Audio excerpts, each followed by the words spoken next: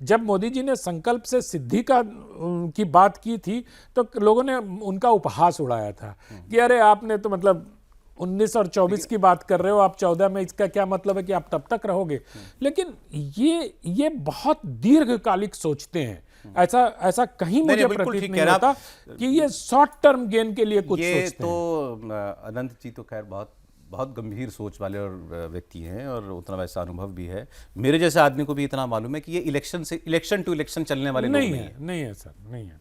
इतना ही भर इनकी सोच में नहीं होता है। लंबा आगे का लंबा जो है सोच करके जब आप सभ्यतागत चेतना के साथ अपने आप को एकाकार करते हैं, जब आप देश की विरासत को या देश के खोए हुए गौरव को पुनर्स्थापित करने की विचार के साथ होते हैं। देखिए, जो विचार शून्य नेता होता है ना, वो एक तो चिल्लाता है, वो व्यक्तिगत आक्षेप लगाता है, वो उपहास करता है, क्योंकि उनके पास विचार की कमी होती है। जिस नेता के पास विचार होगा वो विचार अपने राष्ट्र के साथ चलता है और राष्ट्र की उन्नति और उसके विकास में ही विचार को एकाकार करके समृद्धि की ओर लेकर जाना चाहता है। अब आप देखिए कितनी विचित्र बात है ये। आनंद जी के साथ ही ऐसी बातें करने का मौका मिलता है। राहुल गांधी के उस जंतर मंतर में जो कुछ हुआ उसके बाद आप राहुल गांधी की बातों में एक चेंज देखेंगे, उनके व्यवहार में एक चेंज देखेंगे। जिसको सो कॉल्ड ओपननेस कहा गया ना, जो जंतर मंतर पर हो रहा था, गाली गलौच, जिसको कई लोग जो है मतलब बहुत स्वच्छंदता मानते हैं और भाई फ्रीडम ऑफ एक्सप्रेशन कह रहे हैं, अभिव्यक्ति की आज़ादी है, भाई कुछ भी कहें, हम जैसे चाहें वैसे जिएं। राहुल गांधी ने उसको ठीक वैसे का वैसा मुझे लगता है सच मान लिया है। राहुल गांधी का आप वो भाषण देखिए जो वो सांस्कृतिक कांग्रेस वाला था भाषण, जिसमें उन्होंने वो हग वाला और मेलोनी वाली जो सब टिप्पणियाँ की थी, वो तो बहुत वहाँ हुई थी। वो तो वहाँ वो क्या कह रहे थे? वो कह रहे थे इनमें और हम में अंतर यही है कि ये एक सोच थोपना चाहते हैं और हम किसी सोच से बंधे नहीं हैं।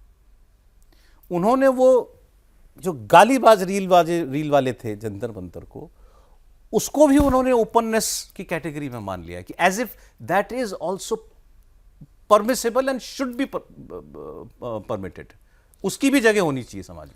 सौरभ जी, देखिए, हमारा संविधान हमें अभिव्यक्ति की स्वतंत्रता देता है, स्वच्छंदता नहीं देता है। और स्वतंत्रता और स्वच्छंदता में बहुत महीन रेखा है।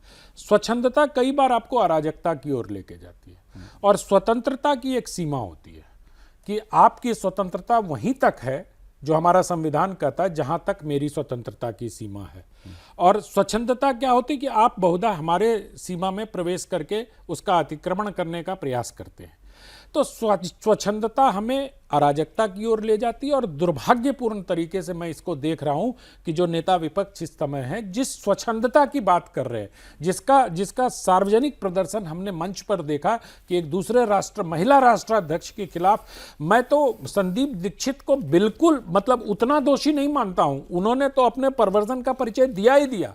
उनके टिप्पणी पर जो नेता विपक्ष की हंसी है और हंसी के बाद जो उनकी टिप्पणी है कि मैं अभी तक वहां नहीं पहुंच पाया हूं, मैं वहां तक नहीं पहुंच पाया हूं, ये ज्यादा खतरनाक है।